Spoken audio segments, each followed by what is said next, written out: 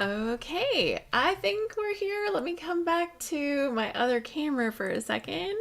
Kick this off. Welcome back to our Happy at Home series here on the YouTube channel for Scrap Happy. My name is Alice Bull, and today we are going to be digging into a little bit of fun with some watercolor. Yesterday, oh my gosh, so much fun. It actually worked out. I was so relieved that it actually worked out. Okay, let me bring my stuff down here onto my counter to show you what we were up to yesterday with our daffodil making.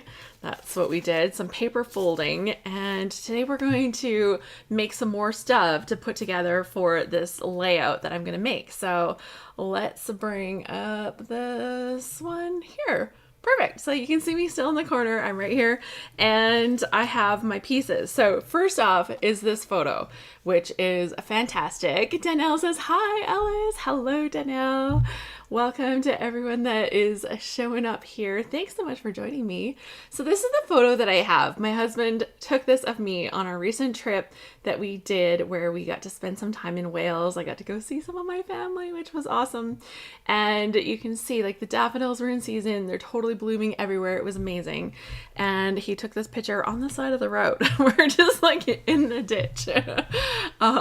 Yeah, so that turned out great. And I had found an Instagram reel where they were making paper daffodils, and this was what we made yesterday. And thanks to suggestions in the group, I was able to add coffee filters, which added this whole extra layer of loveliness to the daffodil designs.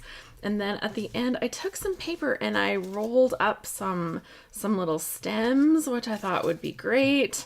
So we've got some stems, and then also I created some leaves so we can kind of intersperse some leaves into here and get the whole little blooming section of daffodils to go with my daffodil photo on a layout.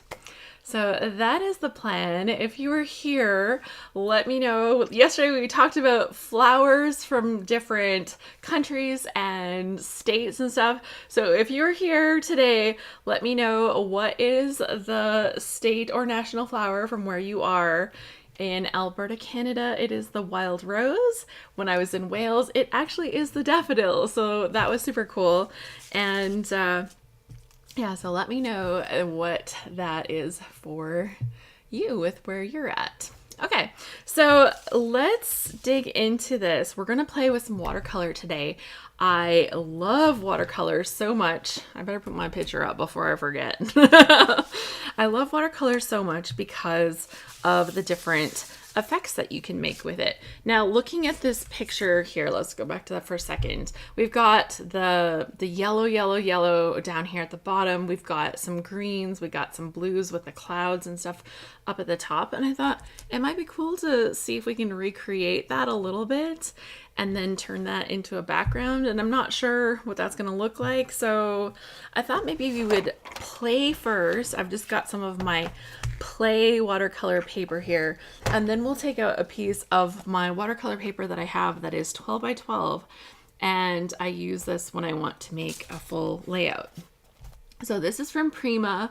If you're looking for any of the things that I really love and recommend, you can find those on my faves page, which is linked below. So it's scraphappy.org/faves, FAVES. And so we'll pull that out after, but I thought maybe we would play first when I want to just play with stuff. Oh my gosh, here's an example of something I had played with before. I am not an artist, but I love to dabble. And so that was something. I didn't realize that was in there. But yeah, I like to play, and when I play, I just pick like some cheaper watercolor paper to explore and play. And that way there's kind of like very low commitment, right? Low commitment. Okay, I want to move my daffodils out of the way because watercolor, water on my desk, it all gets a little bit dangerous, I guess. So I have two sets of watercolors that I may choose to use today. This one here is from Close to My Heart, and I've had this one for a very long time. In fact, some of my colors are starting to run out a little bit, so I've recently bought the new color palette. It looks like exactly the same. I was like really happy because these shades of blues and aquas and greens are fantastic. I really love those. I find that there's some lacking somewhat in the pinks and reds in this palette, but this part here is wonderful. I also have out here this palette, which is like both of these should be listed on my watercolor section on that FAVE page. And this one here is the Kuretake, the Gansai Tambi. This is the 36 set, and this one has a lot of really great colors. I have not used them up as much, but you see they have definitely been used. So yeah, and I better colors in some of the color palettes, right? So I think we'll play with the other stuff first, and then we'll see if we need to bring this one out too or instead. How about that?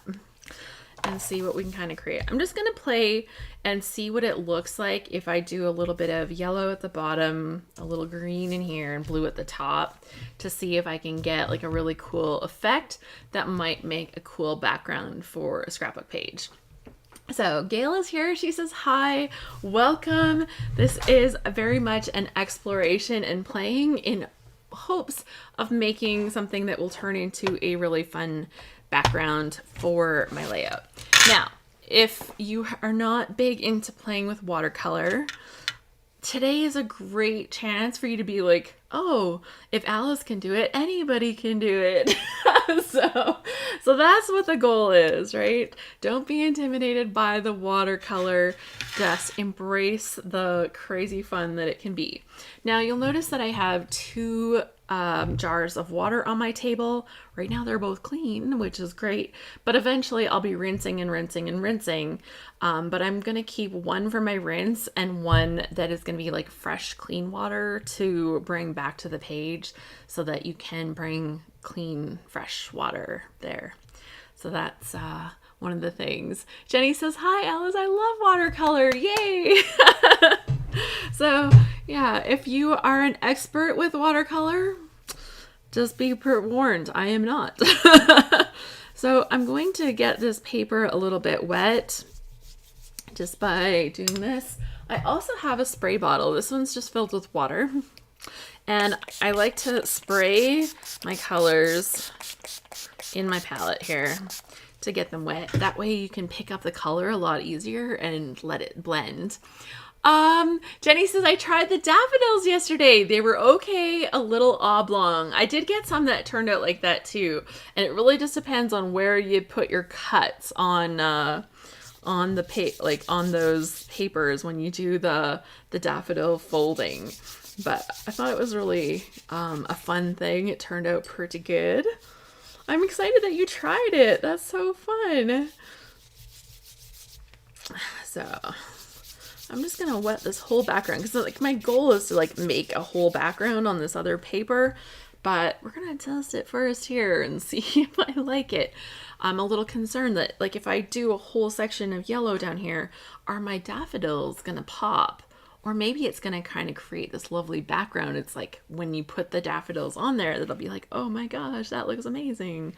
So let's start with the yellow because that's one of my big concerns is am I gonna like having all of that yellow down at the bottom of the page. So obviously this is going to be my dirtier water because that's what I've started with. And so I like to just mix as I go. We're gonna do blue and then we're gonna kind of blend with the green, I think. And I try to work fairly fast so that it's like not too dry right now. That especially if you're just kind of sketching and playing, that definitely plays nice. Okay, this is a color that looks kind of orangey, but it is yellow-ish orange. Let's bring a little bit of this. Now right now that looks like really, really bright, but we're gonna like water it into and blend it into this other color so that it's less. But I think that having that little bit of different shades is kind of a good thing. So we'll see how that goes. Just having that one shade of yellow can be a lot. And we'll bring a little bit of this brighter yellow in here.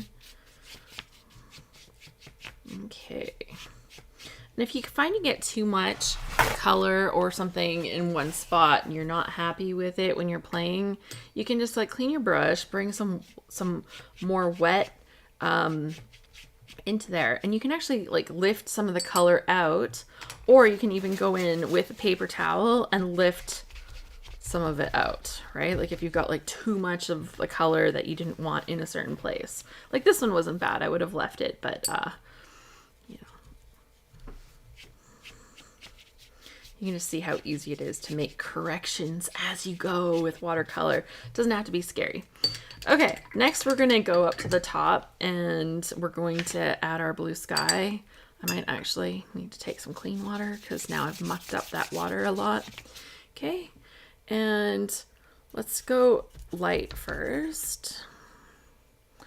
Now, if you're doing actual, like, full-on proper watercolor, I'm gonna have a hard time keeping one of those clean, obviously. Bad habits.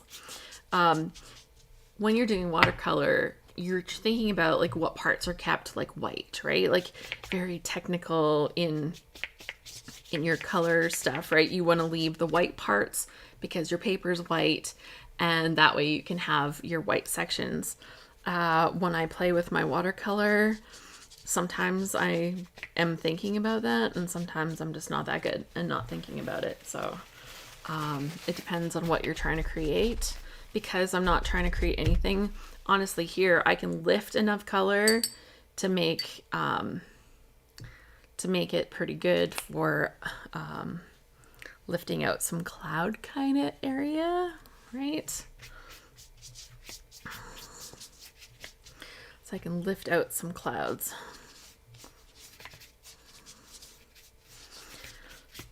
Okay. So let's do a little bit of that. We're gonna lift out a little bit, keep a little bit more white in there. Yeah, I think that looks pretty good. Now let's see if we can blend in just a little bit more of different colors of blue, different shades for the sky, and then I wanted to head into some green here. So obviously if I mix blue and yellow, if this is really wet, I can get those colors to really blend together. But chances are I'm not going to really get the right green that I want. So I'm going to actually go in and with my colors and bring some green in here. So I guess, yeah, hello, Sis Lynn. April's here as well. And we are hanging out with some funky watercolor. So question, have you ever made your own watercolor background for a scrapbook page? Have you ever made your own embellishments out of watercolor for a scrapbook page? So what is your comfort with playing with watercolor when it comes to bringing that into your scrapbooks? Watercolor, yay or nay? I've definitely made embellishments, and I've definitely done some backgrounds. Even back here behind me, there's actually a layout that has like a watercolor. Really simple. I've never made complicated. Donna's here. Hello. She says, hey, y'all. And she says she's tried. She's tried. Right? And I think that's the thing. Like, when we look at our own stuff, we get so hard on ourselves. We're like, oh, that's not very good. But okay, here's the deal. You make a scrapbook page. How much of your background ends up being covered? So I'm not going to do much more past this. I want to actually give this half a second to dry, and then I'm going to lay out some things on it to see if I have my colors roughly in the right places that I'm going to want for my layout. So let's have a look and see what everybody has said. And we've got some highs. Jenny tried those daffodils that we did yesterday, which I have to go onto this layout. It's going to work out so good. Gail says she hasn't tried making her own watercolor background. And Diane says she has. Yay. April says, I've done it for a card, but I'm not sure I've done it for a scrapbook. And she did a photo art journal style page, but I don't know if it had watercolor on it. Danelle says, I haven't tried watercolor yet. And Cynthia says, not really a watercolor girl. Lynn says, I've made card backgrounds and have used watercolors for accents on scrapbook pages. So we are all over the place, right? That's what I hear there, is that we're all over the place. And we've all kind of, you know, either some have not dabbled, some have dabbled, and some are like, yeah, cool, I did that. So hopefully by the end of the day, you're like, well, you know, that's easy enough. I could even do that. Or if you like how it turns out. If not, you'd be like, definitely not doing that. all is fair. Okay, so I'm going to take my little pieces right now, not like all of it, but I want to kind of see, like, do I like the colors I've chosen? Do I like the effect of having this before I take it to my bigger piece, right? Like, so this is basically just a test.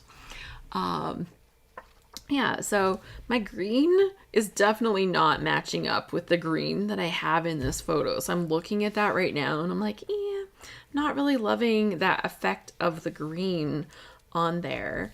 The yellow is looking fantastic. Between that mix of that dark orangey yellow that I use, like it was kind of heavy on the orange, but between the yellow and the darker shades, you're really picking up the colors in these daffodils, right? Like you've got a lot of that color pickup.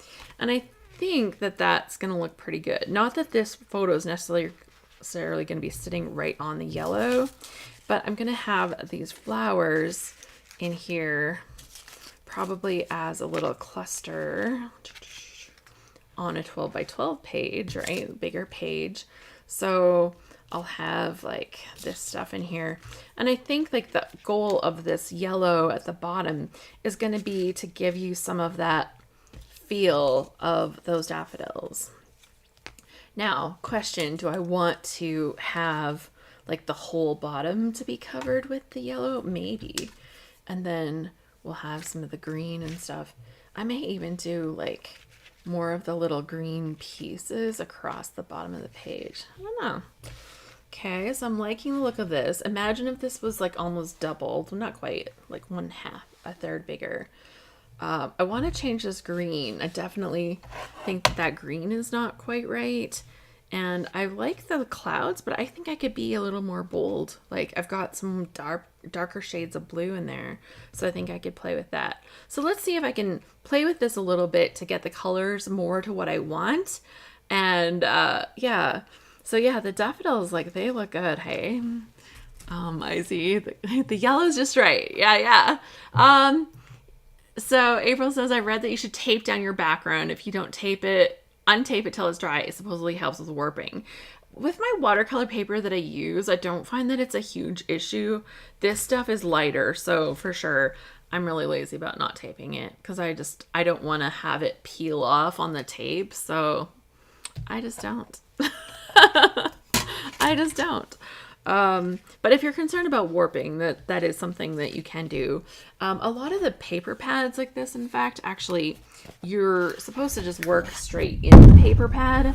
I never do. I'm like, oh, it's going to contaminate the rest of my stuff. Like, it shouldn't because the paper is like really thick and really good. But I always pull them out ahead of time.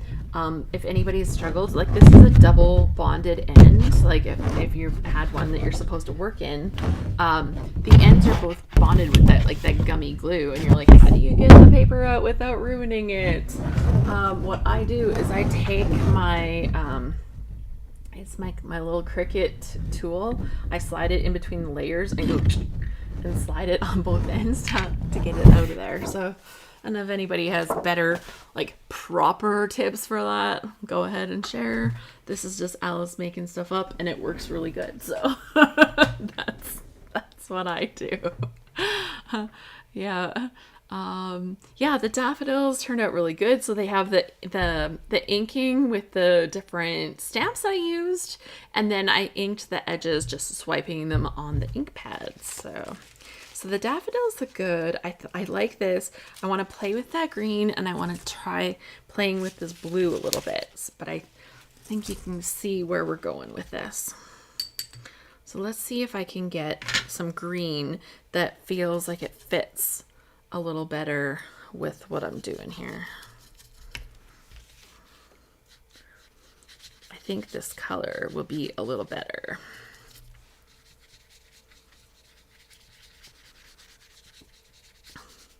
And this piece, like, while I'm not really planning to use it on the layout, you know, I could end up cutting it apart, turning it into die cuts. Like, there's a lot of things you can do with practice pieces. So, you know, it can turn out kind of nice at the end, and you're like, well, now I'm not even going to use it. But for me to have a little practice piece like this, I'm not worried at all that, like, I'm like wasting my time or doing something. Yeah, I'm going to put it on a 12 by 12, but not this piece. I'm going to actually do it on the other piece. So here you can see that this green is lining up a little bit better. And if I want it a little bit better, I don't necessarily have that perfect shade of green in here, but I think if I take a little bit of this yellow, I've mucked it up because I didn't use my clean water, and I add a little bit of yellow in here, I'll actually have closer to the right shade with a little bit of yellow in it. So now I know how to get the colors that I want. Let's wash that out really good.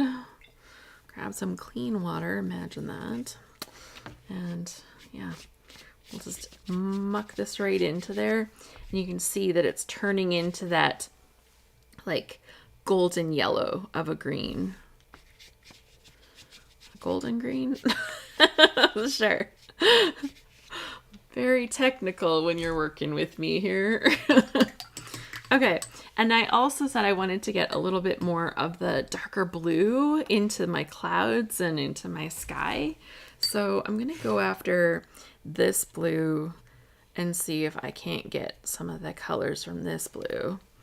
And I'm wondering if that's gonna be too much. So let's grab just a little. Yeah.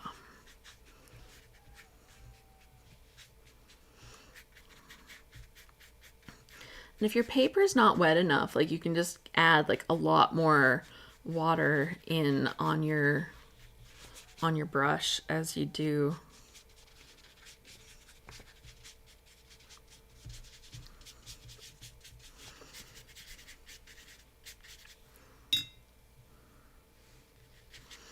And I just kind of go until it just feels right. I don't know. Very technical. That's why I love this. It's like so not technical for me, at least not the way I'm painting. So it just feels fun. Okay, so let's look at the colors now. I like the blue picking up the darker hints in the clouds. The green feels brighter and lighter with a little bit of yellow in it. The bottom was perfect. So I think it's time to create this on a bigger sheet. What do you think? Okay, so comments here. Yes, I'm gonna put it on 12 by 12, but this was just my practice. But I think I've figured out which colors are gonna really work well. April says, I think it's like a citrus green, but because of a retired close to my heart color, I can't think of the name of right now. And I think it took longer to dry. Oh yeah, some take a little longer. It really depends on the paper, how much water you're using. Like, this will be not fully dry for a while. But yeah, I also wouldn't tape down practice sheets because I'm just too lazy for that. So I'm gonna set this aside, just on the side. But now I know, like, what colors I was using. I probably will leave like the edges mostly uncontaminated, kind of like white, I guess. I tend to do that, is leave the edges. So I'm gonna rinse out my brush as well as I can here and go into my clear water that I haven't totally ruined yet. Citrus leaf. Oh man, I had like a lot of those colors, like of the different close to my heart ones. That was totally my thing. I think I did close to my heart for 6 or 7 years. Yeah, super fun. Okay. I had a lot of fun with it until I wanted to do a whole bunch of other stuff. And then I'm like, okay, I need to not be a close to my heart person anymore. Okay, so let's add my water background on here. So you'll see that as I'm adding it, I'm kind of almost creating a box around my page here of where I want my water to be.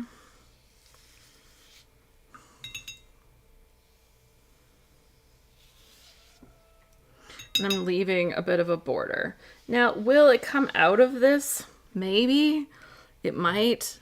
Will that be the end of the world? Not really, right? But this is the area where I'm planning to watercolor. If it bleeds outside the lines, like, oh well, so be it. But mostly, if you give yourself that border kind of first, I know it's hard to see because it's like shiny, but you can kind of see a little bit here where you can see which parts are wet and which parts aren't. Even in front of me myself, like with my own eyes, it's pretty hard to see. So I'm just kind of going based on feel. But if you wet that area that you want, and like I said, you could tape this down to kind of prevent some of the warping or whatever, or leave it in the book. But I never do. I'm always worried that I'm going to ruin my other papers, and I don't want to do that. So I guess watercolor people probably don't worry about it as much as I do.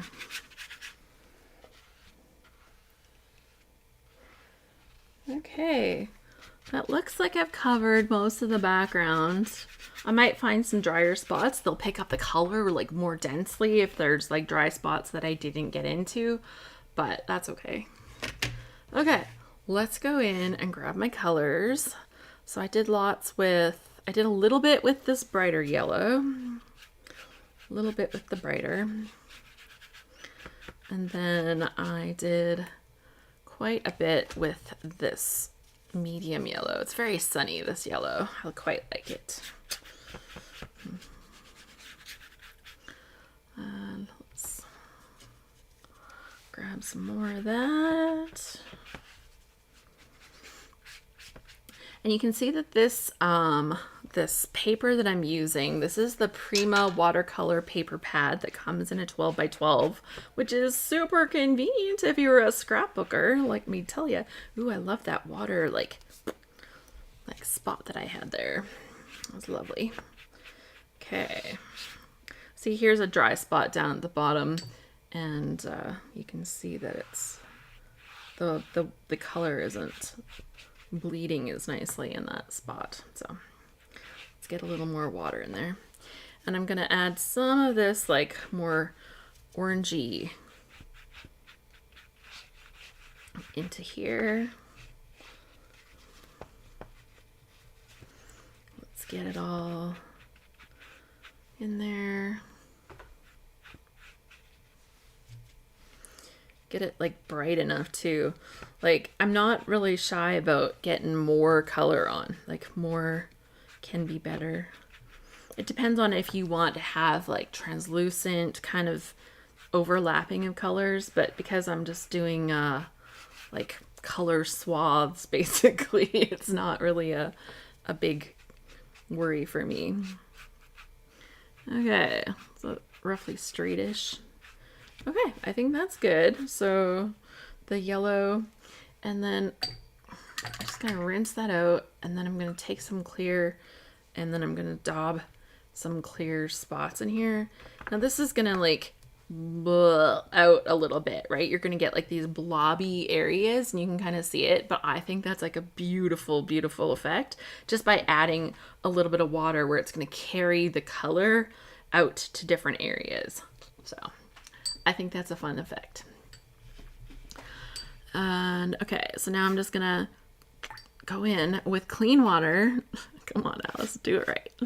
And I'm gonna just make sure this is good and wet at the top for my cloud building and stuff like that. So I'm gonna do the same that I did on the other one where I do the green part last. And then for my cloud building, I used this light blue part first. So we're setting the base of our sky. And if I leave little sections that are uncolored, right, that would be the best.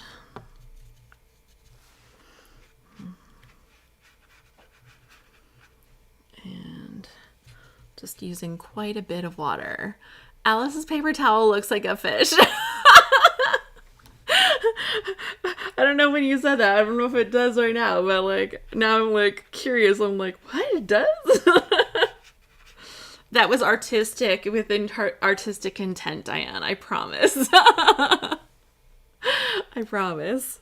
So, okay. So now I'm curious. Like, what is everybody working on today? Are you playing along with me? Are you doing something with watercolor? Do you even have watercolors to play along with if you wanted to? Are you making backgrounds? Are you doing other scrapbooking things? Are you organizing stuff? I need to be doing some of that, let me tell you. Maybe we should do that for one of the days, is like organizing a type of scrapbook supply. Oh, look at me getting this all off of the edge like I'm not supposed to. So, like you see, I just cleaned it up with my paper towel and now that didn't even happen, right? Okay, so I've got plenty of this on here. Let's remind me of where my clouds are there. Ooh, see, look, I'm messing up my clear water. That happens a lot. I just rinse it more. I've got bad habits with it, whatever. I just rinse it more and it's fine. Okay, so now let's give me some darker cloudy areas.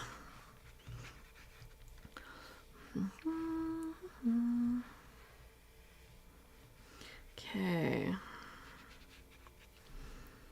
And, ooh, I like it when it's really like bleeding out like that. It's good. In some projects, of course, you don't want it to like bleed out. So, you know, you'll be a little bit more careful about how much water you apply and where. But in something like this, like, I think that makes, that's part of the joy of the watercolor, isn't it? Right? Like watching how it like blends and bleeds.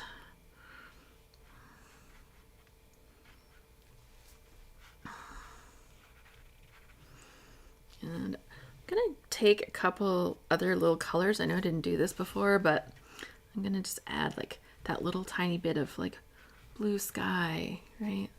That hint of blue sky that you might have, you know, where it kind of peeks through the clouds and you get that little bit of blue.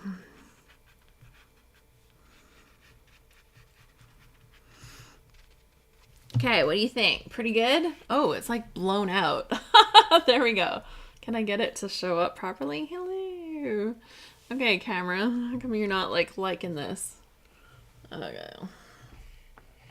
It is so not liking it. Wow. Oh. So not liking this. Okay. Can you see? Like, it looks really good. Stop being a jerk. Come on. Let's see here. Oh, I see the fish this time. Oh, I think I see the fish finally. So yeah, apparently my camera is like not enjoying my blue watercolor. It looks good, I promise you. Here, if I turn it upside down, can I fool it for a second to show you better? Apparently not. It's really not liking that. That's hilarious.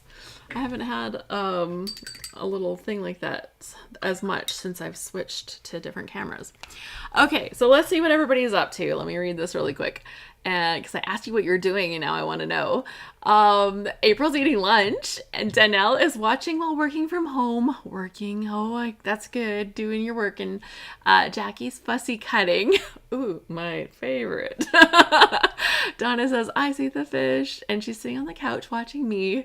And Gail says, the Cheapy Kids set is the only watercolor I have, but watching you just make me want to invest and try my hand. So I will tell you, these ones from close to my heart are pretty inexpensive. expensive.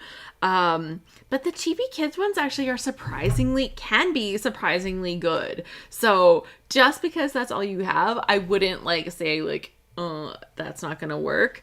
They can be surprisingly good. Okay. Let's see, green. What did I do? I did some of this green in here, and I don't know if I'm gonna have enough water in this section. We're gonna see. Let's grab a little more water in here. So let's get some green in here.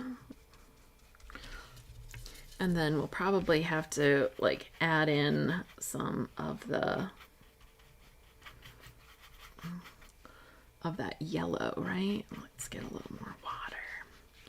Now, in the actual picture, you'll see that there's like dark lines separating like the skyline from the grass, and like sometimes you get like those separation lines. I'm not going to worry about that on this. Like, it's giving me a feel, and I think that the feeling of the color is more of what I'm after than anything else. So I'm not too worried about like those lines of separation. Will I blend this green into the yellow? Why, yes, I will, because I think that will be lovely. Pick up some color, and I wanted to bring, which yellow did I use? This one maybe? To make it a little more citrusy. Thank you for the word. That was like escaping me. For a more citrusy green.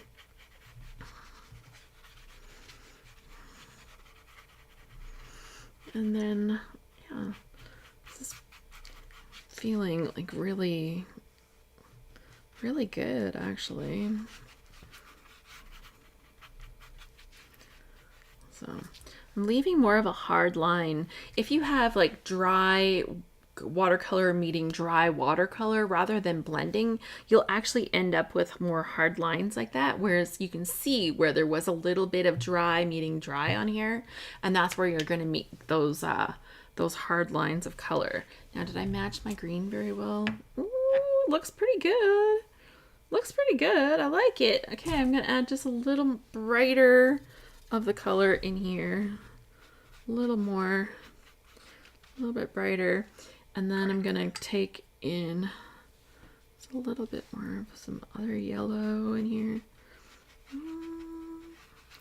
Mucky, mucky, mucky. How's it feeling? Pretty good. Now I'm going to wash that out as well as I can. And we're going to drop in some pots of just the water to kind of bleed them out a little. I think it's going to be good.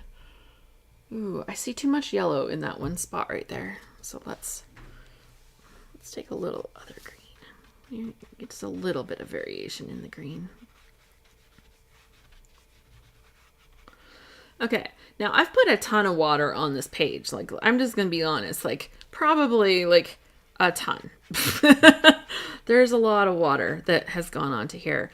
But what do you not like see? Like, the paper is not that warped. It's like, it is warped a little. You can see that. If I hold it up, you can see that there's some bowing in it. But it's not that warped considering how much water has gone onto it, because this is real watercolor paper.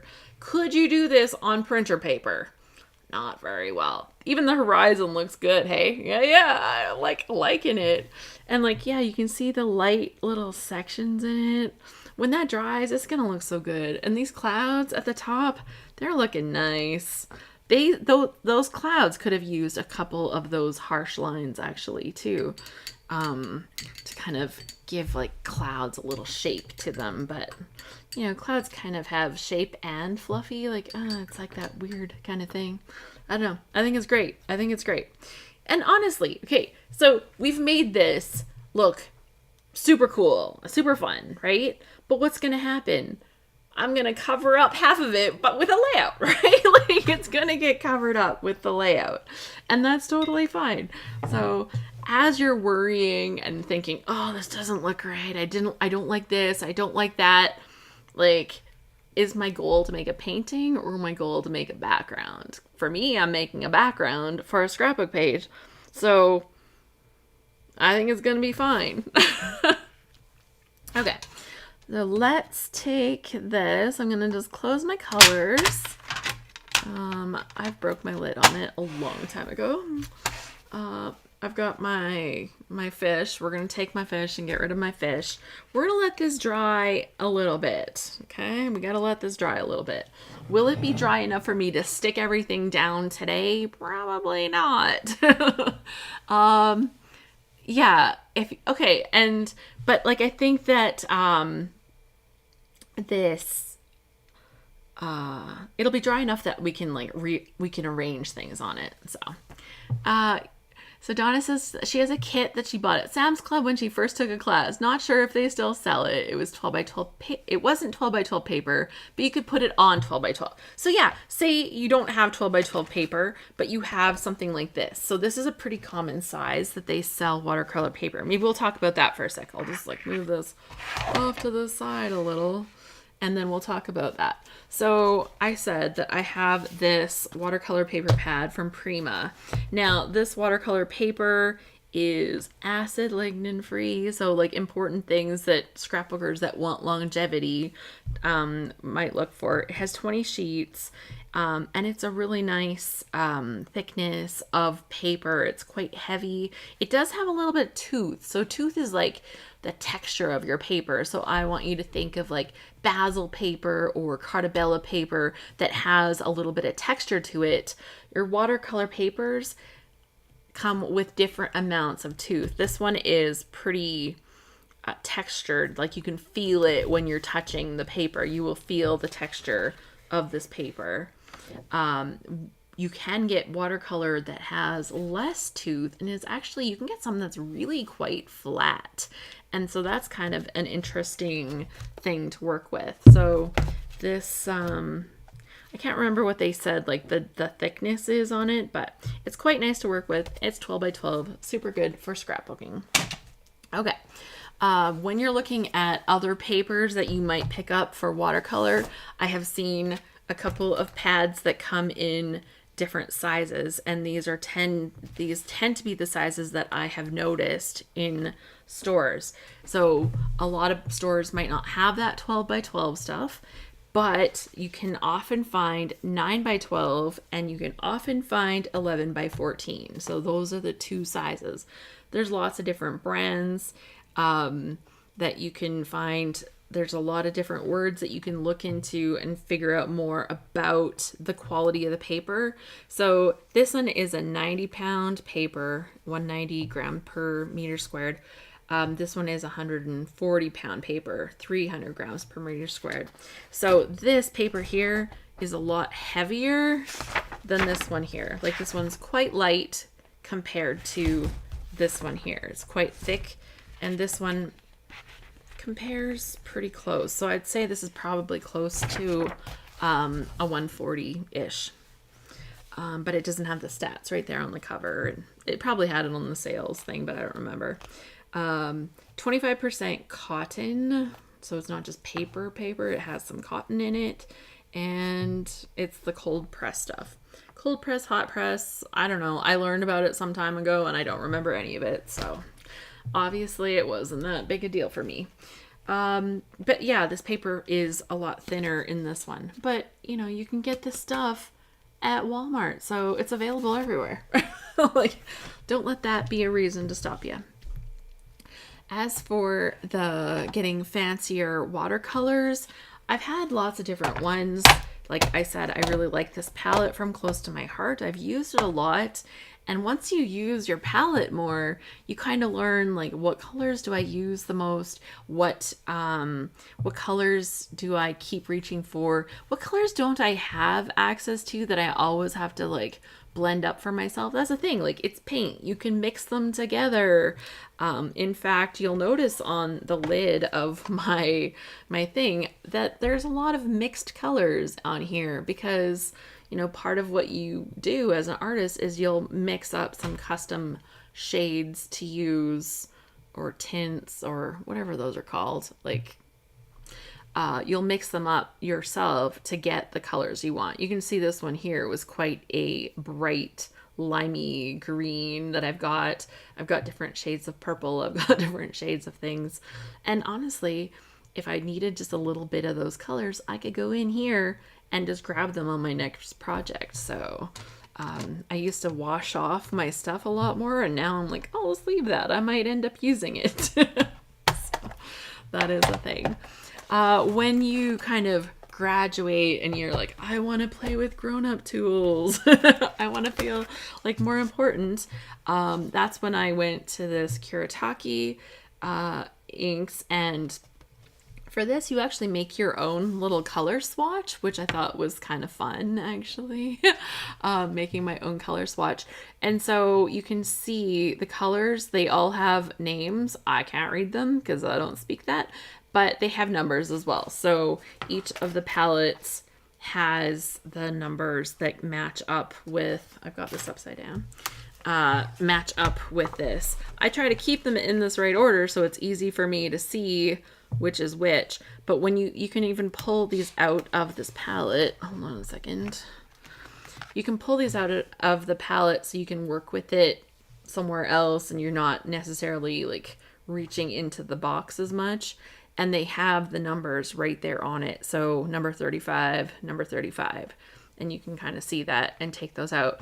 I think you can even order individual colors once you go to these so that you can get refills. Like maybe you use up a lot of your tealy blue color, your number 58 or number 50 gets used a lot, and so you've used it up a lot. Well, you can get like another little palette of that or whatever. So just different things to try to think of when it comes to watercolor.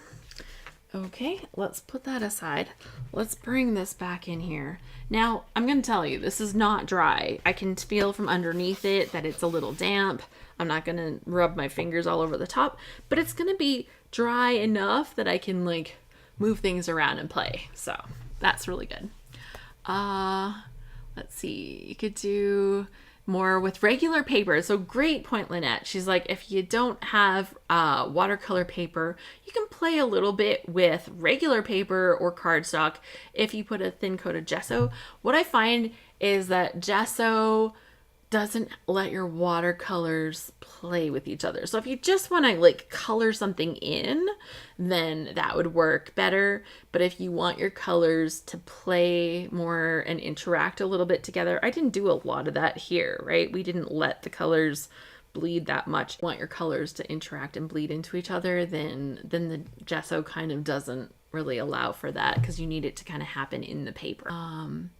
Yeah, the clouds turn out good. Note to self, if you use a heat tool or blow dryer to help it along, the colors will run if it's too wet.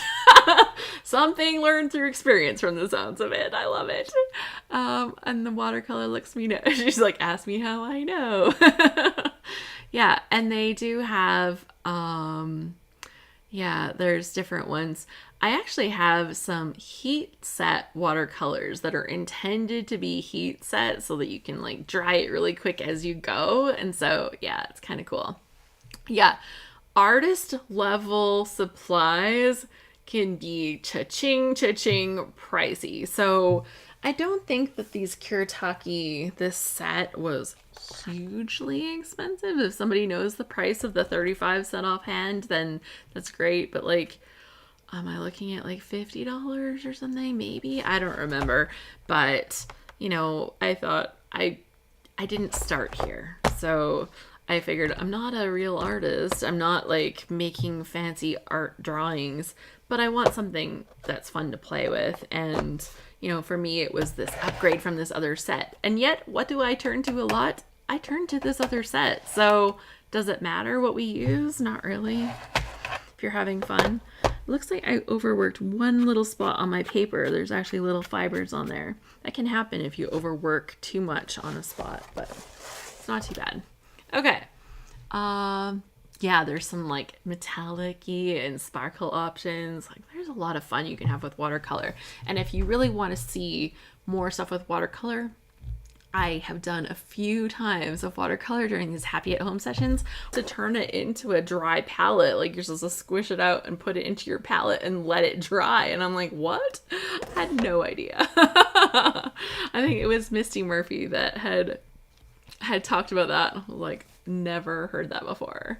Yeah, so fun. And then April says she got her local planner store has a lot of watercolor sets. And the owner is amazing watercolorist. Like if you ever want to like watch people on YouTube do like actual watercolor, it's amazing. But what you can really learn from somebody that's showing you some basic skills is like how to get your colors to blend, how to make those lines where you have your dry meeting dry, kind of like where the two colors kind of meet up against each other, where one is dry and one is wet. How to get your soft blendy lines, how to add in little bits of extra color. Like, oh my goodness, like the people that know, they really know. Right? So it's this kind of thing where the people that know, they know, and getting the chance to kind of see the professionals, like the people that really know, like in progress is pretty great. Okay, this one's not really long enough to reach all the way up to this flower where I want to have it. I don't think I have any that are longer, do I? Don't think so, but that's okay. It's not gonna matter. I'll fill it in with other like leafy things, so I don't think I want to leave it like hanging off the bottom, so I'll put that on here. I think what I'll do to stick these down, oh, it's not going to stick yet. It's not going to stick yet. No, it's not going to stick yet. So maybe I should start thinking about my title instead. So much better than dandelions. No. Like lots of, I need a good daffodil word thing. Bad at titles. So I'm going to have my stems all over, have these all over, kind of put them in, and then I'll pop these up, like for sure. And then I'll have my photo in there, and the gorgeousness of the daffodils will be all featured. Oh my gosh, I am so excited. Yeah, so lots of good kits available for doing that. Cool. Okay, well, I think I'm gonna have to let this sit and dry, so I'm gonna have to assemble it. So let's talk